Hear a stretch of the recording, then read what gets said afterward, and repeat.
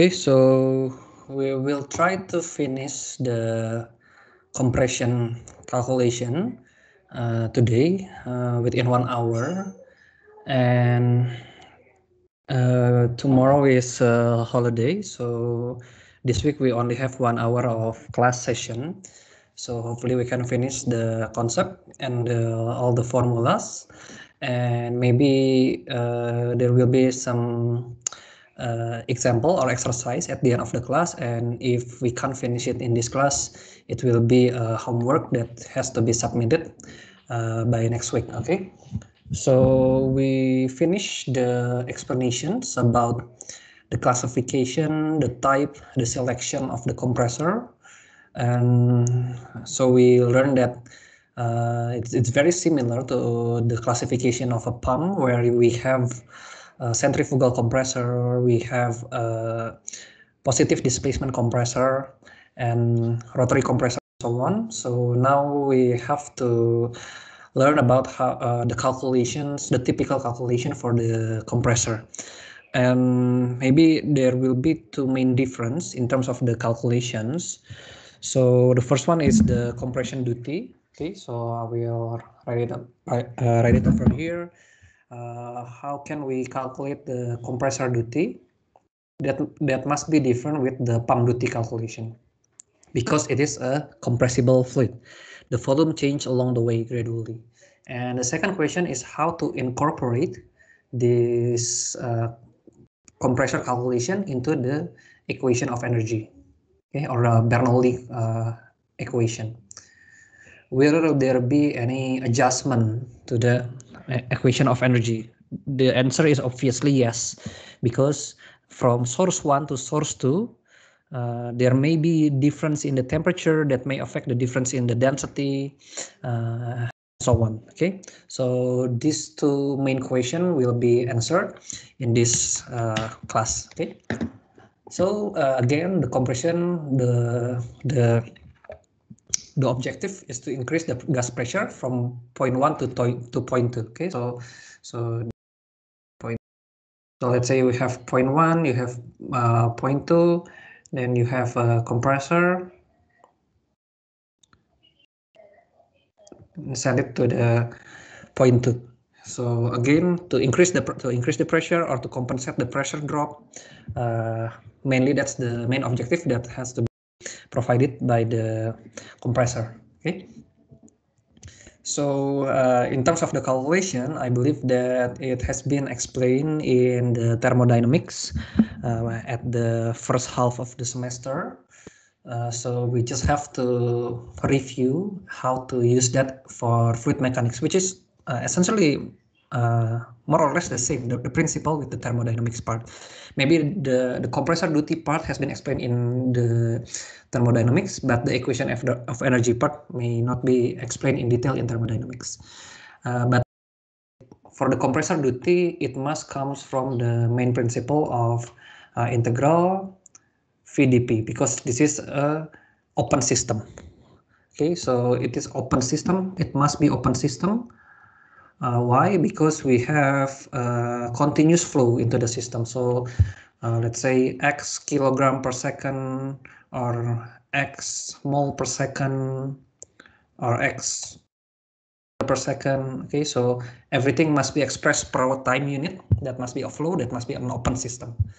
So I told you that at the end of the previous class, be careful about the calculation, especially when you try to compare it to the formula given in the thermodynamics class in the chapter 3.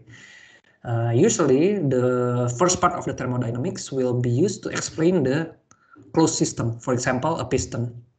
So now you can compare the formula provided in the slide versus the formula provided in the Smith-Vanes, for example. And you may notice that it's the same except for one thing. Okay, when we use for an open system, we have to multiply by the gamma, Cp per Cv, for adiabatic process.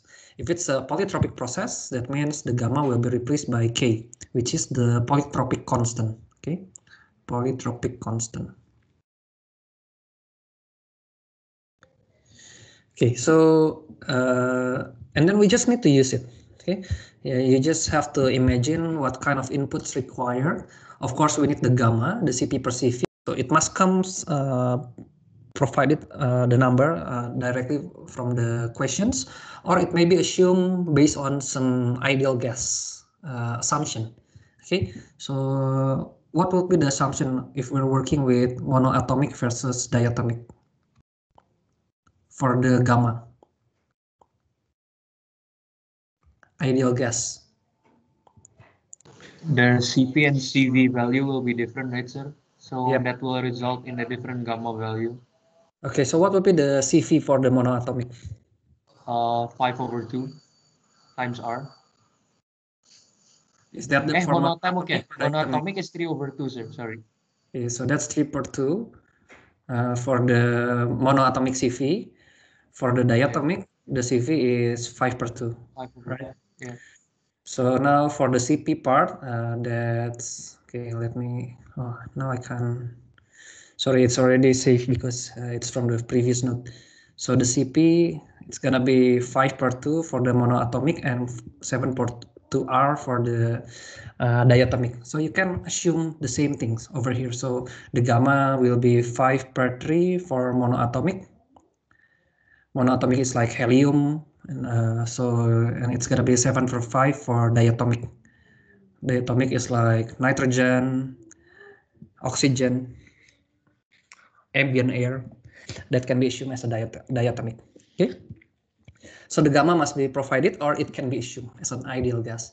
And then we just need to see the input required is the P1 V1. That means the inlet suction pressure and the specific volume in the suction condition times the compression ratio. Okay, so that is the compression ratio. P2 per P1 is a compression ratio. Power by gamma minus 1 per gamma minus 1. So that's the reversible work, or the ideal work. Okay, we still excluding some efficiency. If we want to include the efficiency, of course we have to divide it by the efficiency. Okay, and the P1 V1 part can also be assumed coming from the ideal gas condition. Okay, so PV is equal to nRT or ZRT probably. So now if we have P1 V1, so P1 V1 will be proportional to RT1. Okay, so the same calculation can be used by replacing the P1 V1 by R1 T1. Okay, so if the incoming pressure is not provided, the incoming volume is not provided, but you know the value of the inlet temperature, then you can use it directly to the calculation coming from the ideal gas condition. Okay, and this is the ratio. Again, this is very important if we're working with adiabatic. It comes, for me, the easiest way to remember it is PV gamma will be constant. So that will be P1 V1 gamma will be equal to P2 V2 gamma. And coming from this correlation, usually it can be expressed as a correlation between P and temperature for the ideal adiabatic compression. Okay, so let's say now we know that we want to compress the P1 is 1 bar, and then the P2 is 3 bar, and then we know that the T1 is, let's say, 300 Kelvin. What will be the discharge temperature? It will increase because it's compressible. How much? If it's an adiabatic, then you can just simply use this correlation. Okay, P2 per P1, that means 3. This part is 3, and then T2 can be calculated. Gamma part will be calculated based on the, for example, it's a diatomic.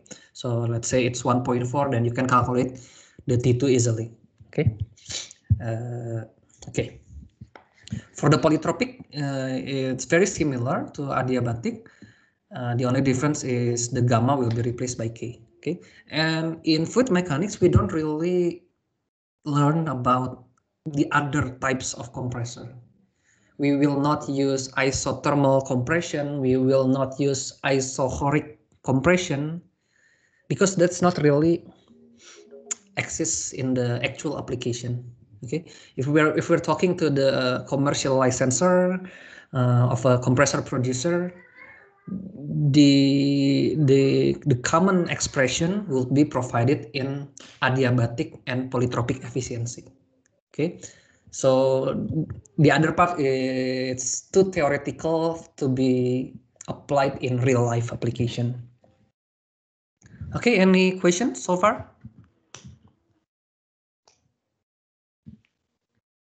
It's all good, sir, for now. Okay, so be so please write down this equation because we will use a lot of this main equation. Okay, the gamma per gamma minus 1, P1, V1, and the compression ratio.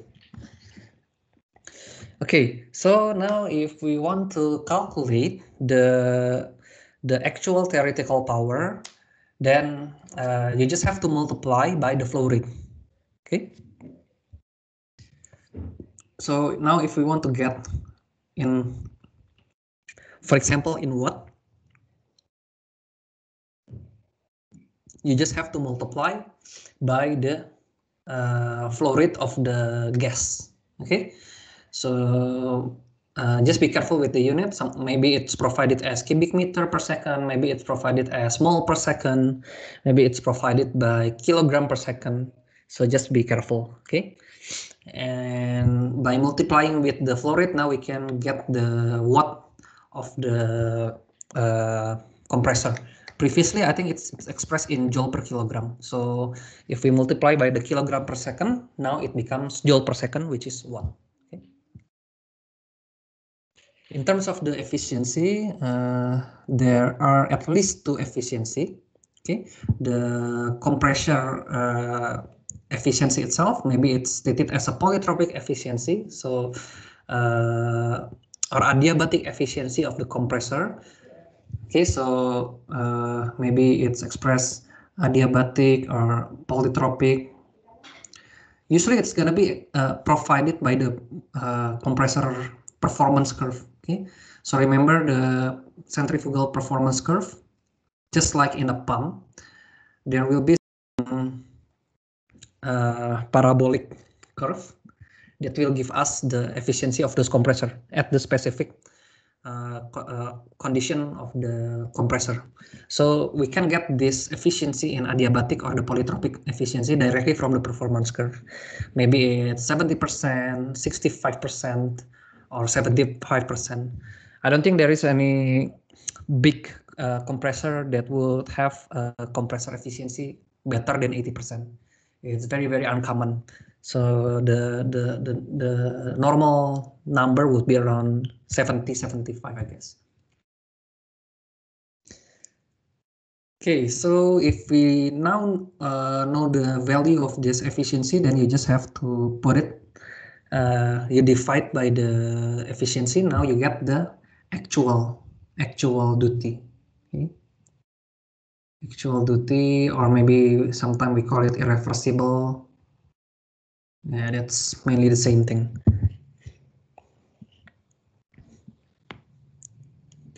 But sometimes there will be another expression given as a mechanical efficiency due to mechanical rotational work of the compressor. So let's say we choose the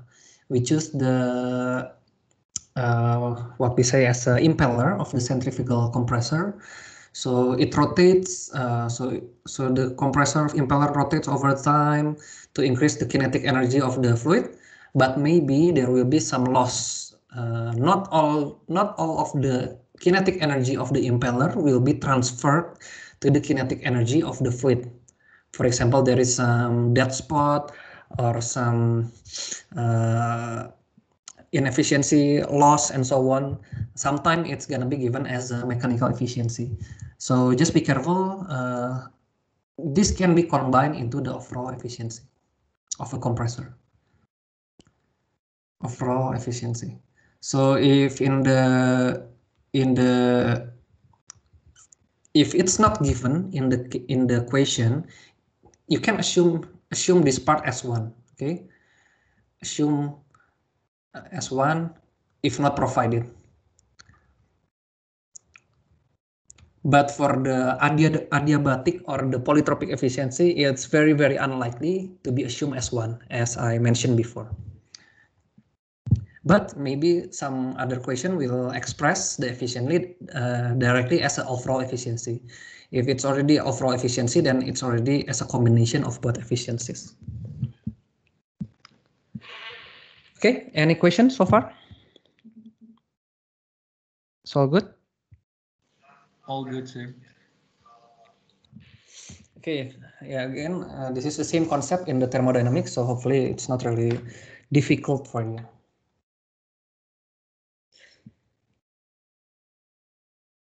Okay, so now we talk about the multi-stage compressor, which is very common to be used in practice. Okay, and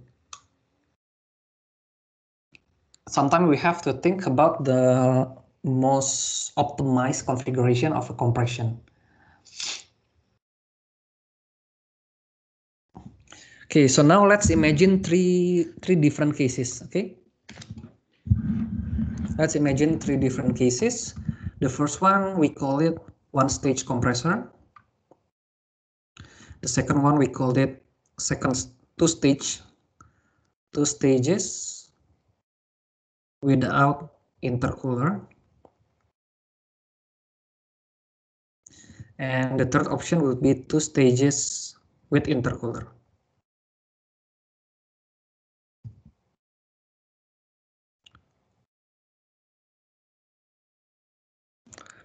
But we're talking about the same condition. Okay, so these 3 options, let's say that the P1 is the same as 1 bar and 50 degrees C.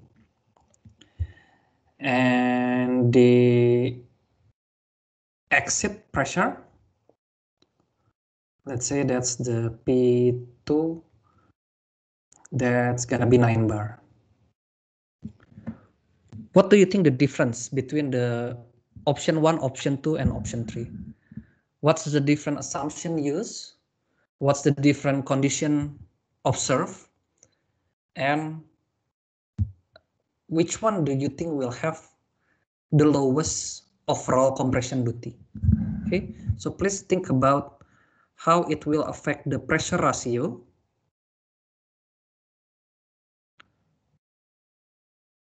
and then how will it affect the temperature, and last, how it will affect the duty or power required.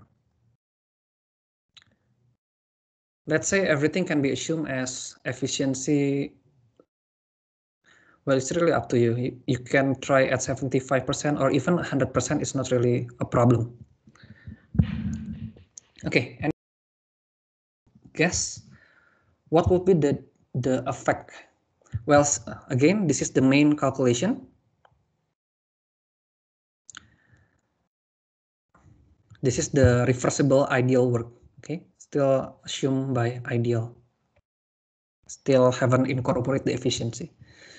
So what would be the advantage and disadvantage of having 2 stages of compressor?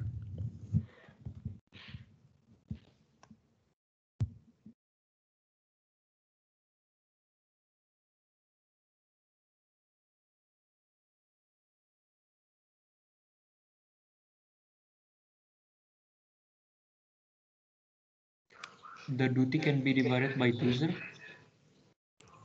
Okay, is it that simple or which one? So let's say this is case A, this is case B, and this is case C. Okay, case A versus case B is very obvious. We only have 1 compressor. Case B, we have 2 compressor, K101 and K102. So in between, let's say you have P1 accent. Okay, somewhere between 1 and 9 bar. Okay, in case C, you have P1 accent, the intermediate pressure, okay, intermediate pressure, and then you have the intercooler. If you see that the objective is to reduce the discharge temperature from the first stage, it's still coming at the same temperature, 167, as an illustration. And then we try to cool it down using a cooling water, for example, so that we can get the lower temperature, or even better, the same temperature with the initial temperature. In this case, it's 50 degrees C. Okay, so again, how will it affect the pressure ratio? How will it affect the temperature? How will it affect the duty or the power?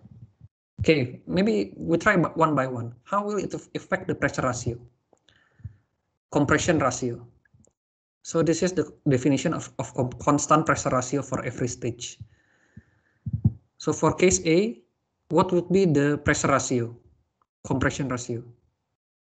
If we want to compress from 1 bar to 9 bar. 9 to 1, sir. Okay, 9 to 1, directly 9. Okay.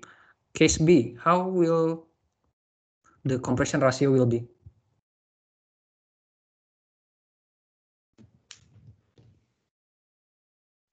Will we compress from 1 to 2 to 3 to 4 to 4.5 or to 5 or to...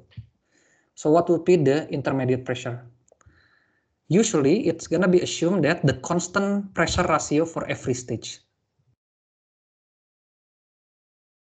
So compression ratio of K101 will be the same with the compression ratio of K102. So it's like 4.5, sir. Okay, anyone has different answer or opinion? It's not delta, okay, but it's ratio. Will you get the same ratio if the intermediate pressure is 4.5?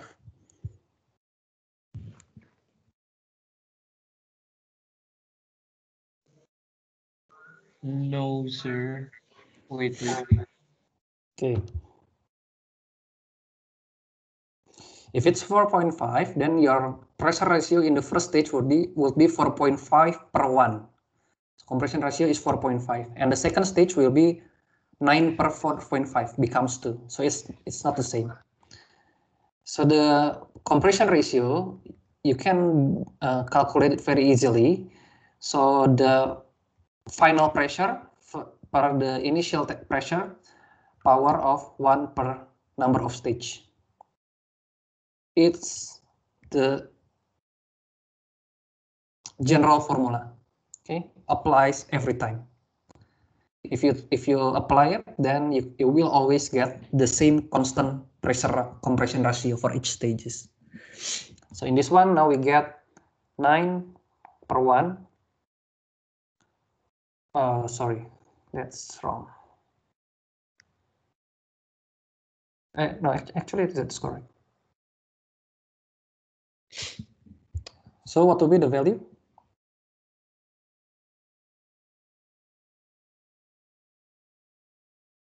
Nine per 1 power of 0.5.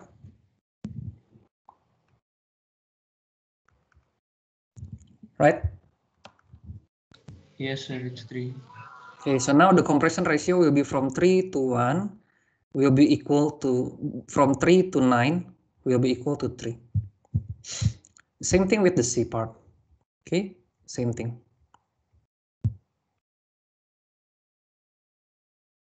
Okay, now try to think how a lower pressure ratio will be useful to get a lower compression duty. Again, this is the formula. So 3 versus 9. If we lower the pressure ratio, is there any chance that we get a lower compression duty? For case A, it's gonna be 3. For case A, it's gonna be 9. For case B and C, it's gonna be 3 something. Okay, so that's the first concept of the multi-stage compressor. We try to limit the compression ratio. By limiting the compression ratio, we are aiming to limit the compression duty. If we have a lower compression duty, that's a lower operational cost. That saves money. So again, we're talking about continuous operation for like 20 years operation of a chemical plant or oil gas producing facilities. So when we save a compression duty, that saves a lot of money. Okay. Okay, so we already answered the pressure ratio. Now, how it affects the temperature? Okay, you can do it very easily again using the adiabatic constant. Okay, just as in the previous slide. Okay, so in the previous slide, I show you that P2 per P1 is T2 per T1 gamma per gamma minus 1. Okay, this part. Again, this is very important.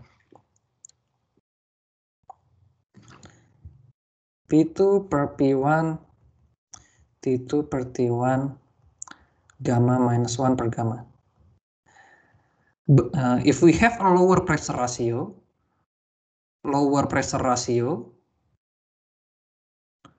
will give us lower T2. Okay, that means that gives us efficiency in terms of the actual consumption of the compressor. Again, we don't want the temperature to increase too hot, because if it becomes too hot, again, it's going to be very costly. Why? Because we supply the energy, the electricity that is not used to pressurize the gas, but most of them will be used to heat the gas, which is not the purpose of the compressor. Okay, and when the temperature increase, the material of the compressor will be more expensive because it will have to be able to resist a higher temperature operation. So we want to limit the temperature, especially in the centrifugal compressor. Okay. And now, how about the duty or the power? Okay. And again, the number provided in this picture gives you some illustration. The number will change a lot, of course, but it just gives you an example. If we compress from 1 to 9 directly, see the number, 50 to 322 degrees C. It's like a very, very, very hot gas. Okay. And the base case in terms of the temperature profile would be the KC. We increase from 50, limited to 169, 67, and then we cool it down to 50 easily using cooling water. If we want to reduce to 50 degrees C, any river water, any sea water, any ambient air can be used to cool it down to 50 degrees C. Can be easily done. And then the second stage will be used again from 50 degrees C to 167.3. It's the same temperature, more or less, because the compression ratio is more or less the same. Okay, so in terms of the temperature, KC will be the best. And then now to try to think the option B, 50 to 167. We limit the pressure ratio, but we don't cool it down. Okay, we continually use it for the second compressor at hot temperature. And then you see that the exit temperature is still very, very high at 322, which is more or less the same with the temperature of the case A. So now we have to think, will the option B has any benefit or purpose? Okay, we already talked about when we have a lower P2 per P1, it gives you some opportunity to save some compression duty. Okay, and I also told you before that the P1 V1 can be replaced by RT1. Okay, what does that mean? Lower feed temperature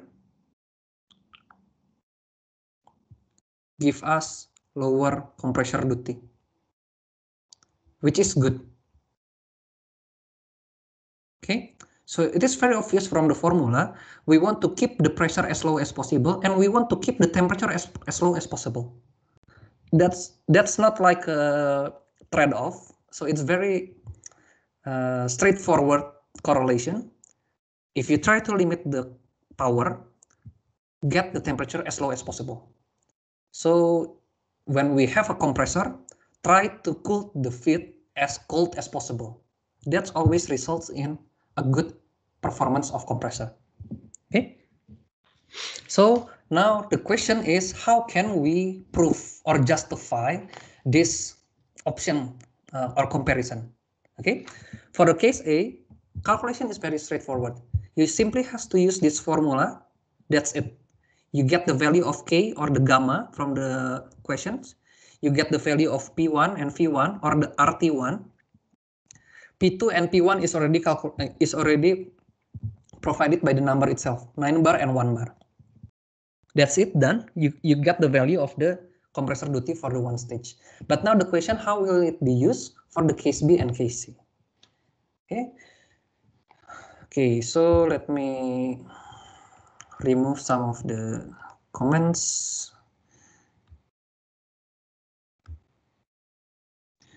Okay. So if you have some multi-stage polytropic or adiabatic compression, from pressure to P1 to Pn plus 1, and the number of stage is n. So this is the key point, where every stage has the same pressure ratio, and the inlet temperature for every stage remain constant.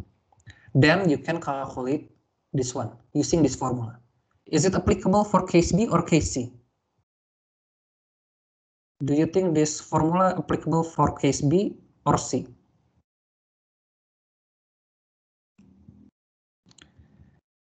Case C, sir. C. Okay. Why? Again, the constraint has to be same pressure ratio. Okay. B and C applied. Okay. B and C can be used to match this requirement. But then the next requirement will be the inlet temperature for every stage remains constant. And that is only applicable for case C, because 50 degrees C over here and 50 degrees C over here. In the case B, we don't get value because we don't have any intercooler, so the second stage is actually fed at a hot temperature. Okay, so we can't use the case B. It is only applicable for case C. Okay, then you can calculate using simply one step of calculation. Okay, P1 V1 or again RT1, and then P, well, maybe that's not P2, but that's the P intermediate, and that's the P final. Okay, so in terms of the number, now it's gonna be 3 per 1, K minus 1 per K minus 1, plus 9 per 3, K minus 1 per K minus 1. Okay, try to compare it. Okay, try to compare it. So try to compare between the case A and case C. It's very straightforward calculation, and theoretically, the case C will have a lower compression duty. Theoretically, okay, yeah, you will have to prove it. So the work for the case C should be lower than the work for case A. Why? Because we have a lower compression ratio, and we manage to get a lower temperature at the exit condition of the compressor. Okay, and if you want to calculate the actual power, of course, don't forget to multiply the mole flow rate and divide by the efficiency.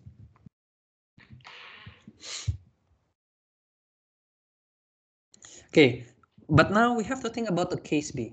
Is there any benefit of using multi-stage compressor?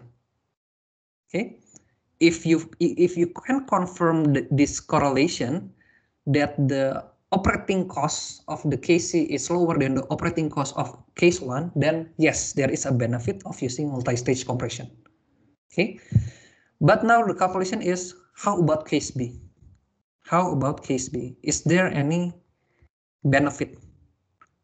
We split the compression ratio into 2, then we don't install the intercooler.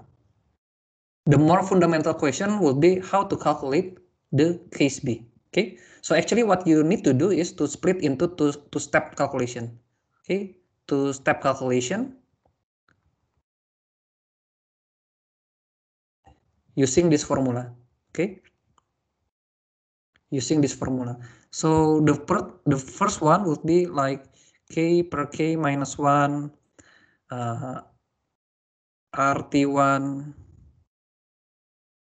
1 minus P intermediate per P1 K minus 1 per K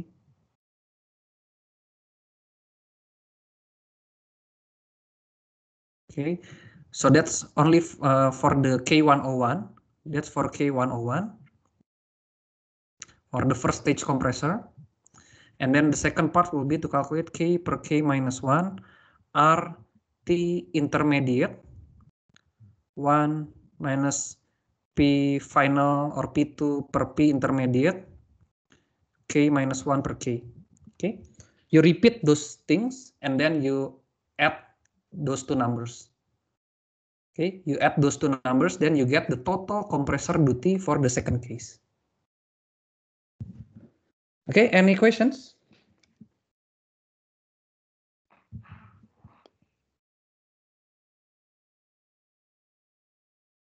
It's okay, sir. Okay, so that's the concept. Okay, so the theoretical result should be the work A has to be it has to be higher than the total work for case C. But again, you have to try the case B. Where will if it fits? Will it give any benefit for the total compression work? So for exercise, I will give you a homework because we don't have a class tomorrow. So it will be, I will post it in MS Teams. So just do it manually and it will be due next week. Okay, it will be due next week. Next week, that means 27 plus 7, 34, 3rd of November. Okay, before class. Okay, 1 p.m. So I already guide you the calculation. Now you just have to put the number. That's the mole per second. Assume as diatonic.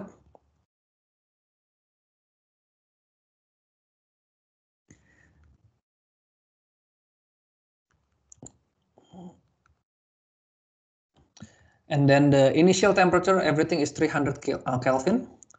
Adiabatic calculation. P1 is 1 bar. P final is 9 bar. Okay. Calculate the one stage compressor, and then the two stage compressor, and then two stage compressor without intercooler. Okay.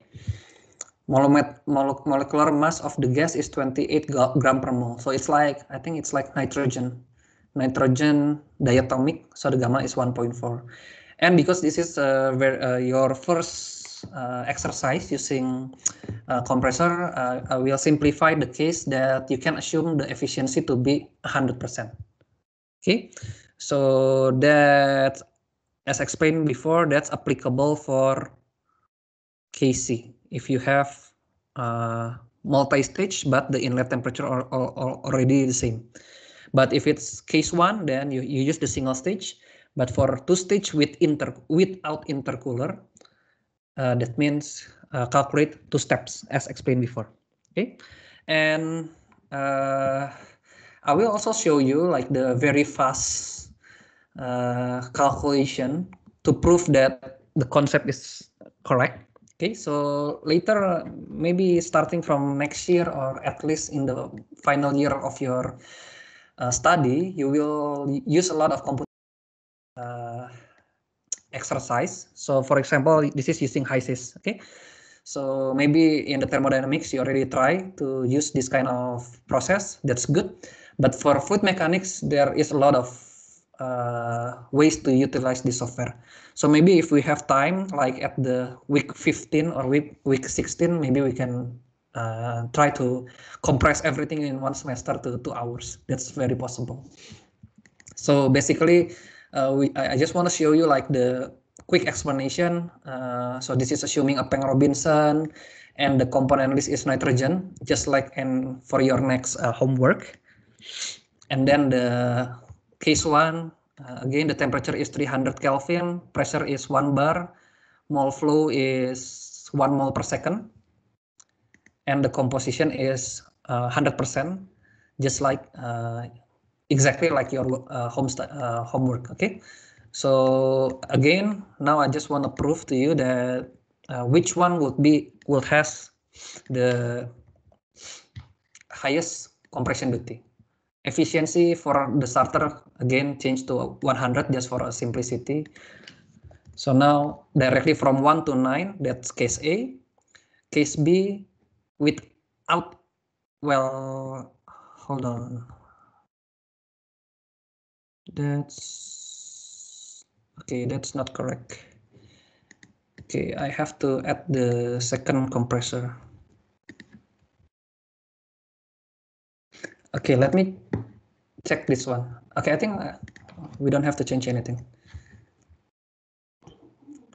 So now just assume the same temperature because we don't really need this exchanger, but don't.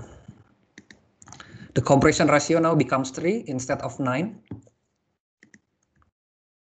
And we start to observe that the temperature increase decrease from 281.9 now becomes 136.2 by limiting the pressure ratio.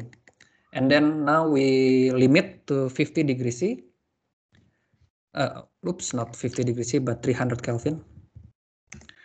Just in the first stage of the compressor. And then finally we compress to 9 bar. Okay, that's it. We don't need the rest. And you can see that the case A single stage required 7.6 kilowatt. For the case two-stage with intercooler, it requires 3.2 plus 4.3. So that's like 7.4 something. Okay, slightly lower than the first stage.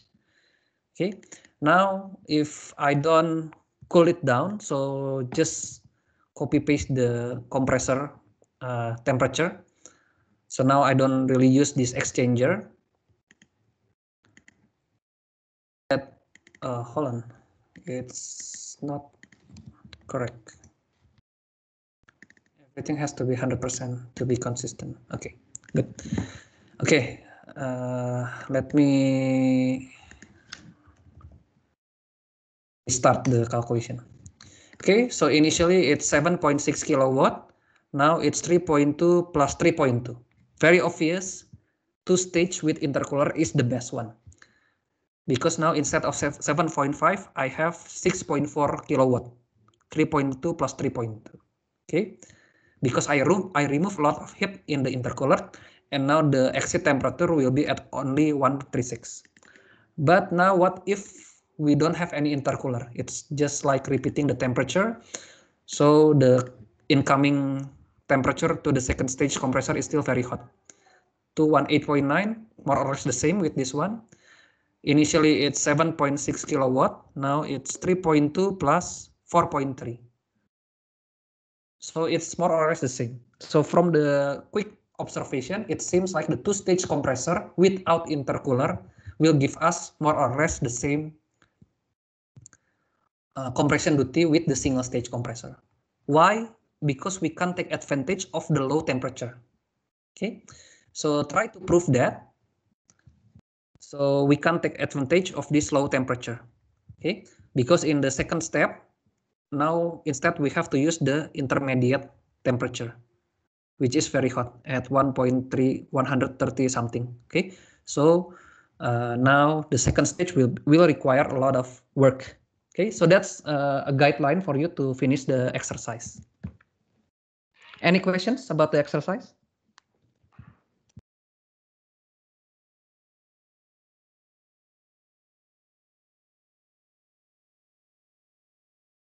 No?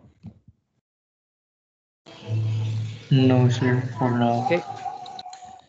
Okay, so just prove it. Okay, I already give you the guideline. So the next 5 minutes, I just want to wrap up the slide because we don't really have a lot of things anymore. So for the heuristic of the compressor, again, this is coming from Turton, just like a typical default that is used in the real life application. Okay. So for some of the example, fans only used to raise pressure about 3%.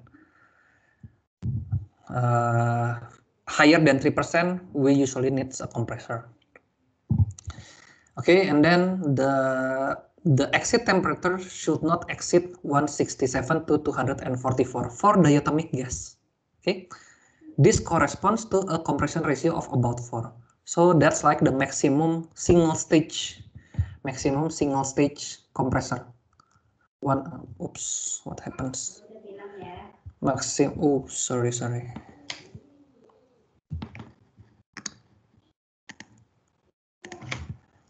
Maximum compression ratio for one stage. Okay, so as explained in the previous exercise, we have 9 stages of compression, so it's not really common for one stage of compression because the exit temperature will be above close to 300 degrees C. Okay, and then the efficiencies of the reciprocating compressor is around 65% for low compression ratio, but for high compression ratio, it's actually better at 80 to 85%. For a large centrifugal compressor, the typical efficiency is around 76 to 78%. It's very uncommon to be higher than 80%. Okay, I think that's like the heuristic for the compressor coming from the reference. So based on the experience from the commercial licensors. Okay, so I think how many slides do I still left? I think 3. Let me finish this quickly because again, now we just have to incorporate into the energy of equation, the Bernoulli parts. And there is one big difference, okay? Usually in the Bernoulli parts, what you have is, you don't really have this internal energy part, okay? In a liquid system, usually what you have is the delta elevation, delta pressure, delta velocity, and then you have the Q and W, okay? Usually that's like the friction, okay. Q could be the friction and the heat in or out of the system. W is like the pump, now it's the compressor, okay? But now for a gas system, that's not really applicable. We miss something if we just consider the elevation, the pressure, and the velocity, okay? So you have to add this internal energy. You have to add this internal energy. Okay, between 0.1 and 0.2. Why? Because the internal energy of the gas could change a lot during compression. Okay, why? Because the temperature increase. So you just have to imagine, if we're just talking about the elevation, pressure, and the velocity, where the change in the temperature will be accommodated in this equation. The answer is there is no term to express the temperature, where we already know from the previous exercise that the temperature will increase a lot. That's why we put the internal energy to accommodate the change in temperature. Okay, that's to accommodate delta T in the temperature. So now if we put everything in one side, the delta, you will have the delta in internal energy plus the delta in elevation, delta of pressure, and that's the, sorry, it's not V, it's a specific volume, okay? It's a specific volume, which is 1 per rho, okay? So you can usually, that will be similar with P per rho, okay? The same energy equation that we used in the previous class. So now you can simplify it into this term in terms of the delta. And we also know that the delta in thermodynamics, the delta H or the enthalpy will be similar with the delta U plus delta PV. Okay, that's the thermodynamic terms. So once we substitute the delta internal energy and the delta PV. Now what we get is delta H plus G delta Z plus half of delta V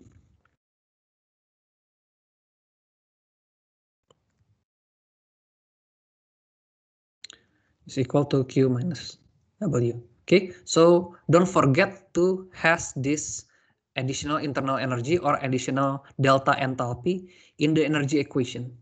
Okay, because the temperature change. And because of the temperature change, the density change, the energy content change. So it will not be balanced if we exclude that, just like in the liquid energy equation. So now if we put in the differential terms, that's the differential terms. Very straightforward. And again, if we assume that delta in enthalpy is equal to delta in energy internal plus PdV plus VdP, then you get this calculation. And in terms of the change of the supplied heat, okay, to the process, that's the dQ. So heat can be, so when we have a compressor, it's like we unintentionally put a heat into the system, okay? Because like you imagine in the previous exercise, initially it's 300 Kelvin, suddenly it becomes more than 100 degrees C. That's like unintentionally put heat into the system. So that's why we have to add these new variables, okay, from the compressor. It can be breakdown into the delta U or internal energy plus the PdV minus the friction in the compressor in this case. Okay. So now we try to combine. These two equations. So the dQ part here is replaced. Okay, this dQ part is replaced by this one. Now it will be simplified as G delta elevation plus VdP plus delta in velocity square per 2 will be the friction minus work of the compressor. Okay, so that's the work of the compressor. Ideal work of the compressor. So again, the main difference now with the previous case, the density change as a function of pressure. Okay, so energy balance calculation equation from point 1 to point 2 now becomes this simplified formula. Okay, EF is still the pressure drop, friction of the pipeline and the fitting and so on. But this part is still in the integral. That's the main difference with a liquid. In a liquid, it's not in part of the integral. It's simply like for a liquid, it is a simply delta P per rho because the density doesn't change. But for a gas, it changes gradually as a function of pressure. Okay, and for a constant heat, then the delta Z becomes 0. Then we can use this correlation. Okay, any questions?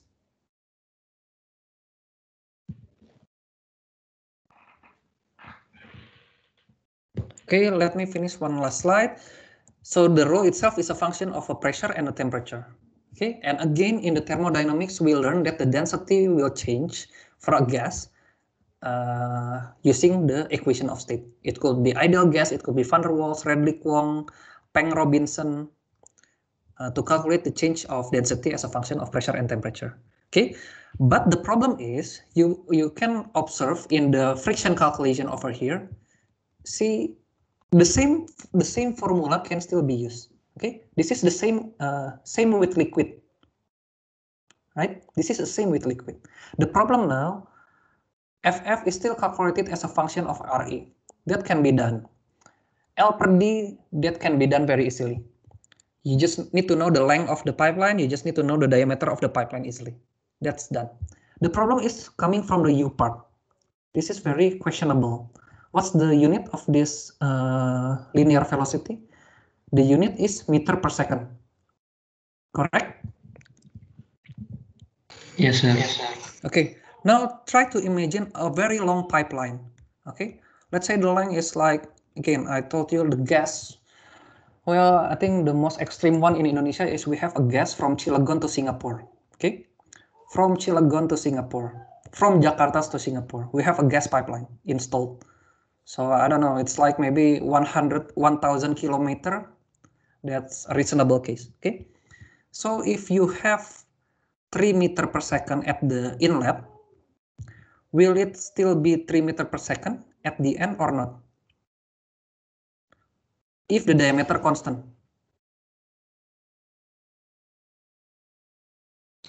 It should be, sir.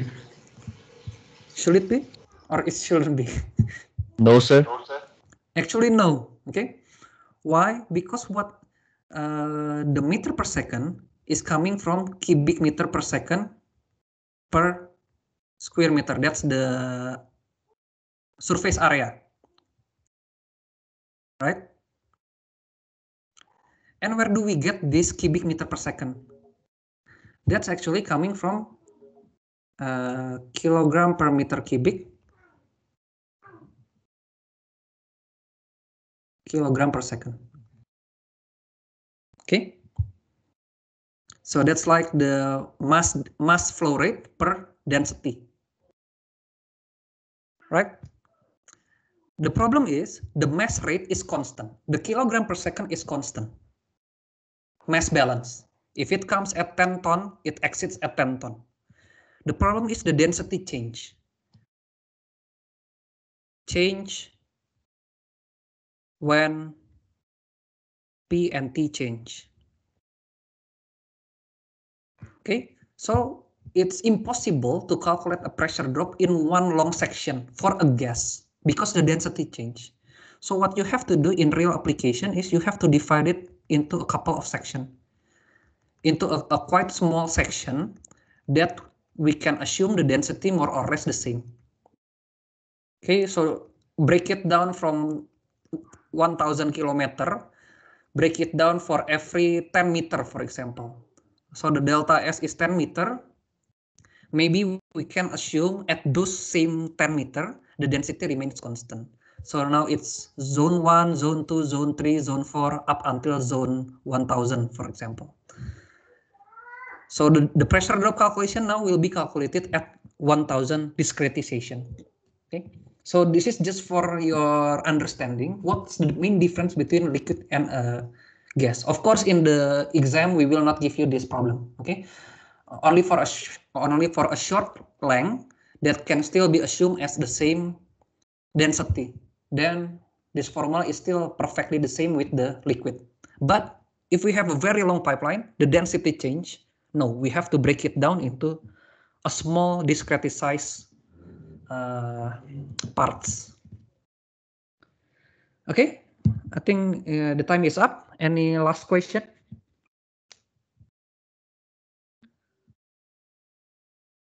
Any last question?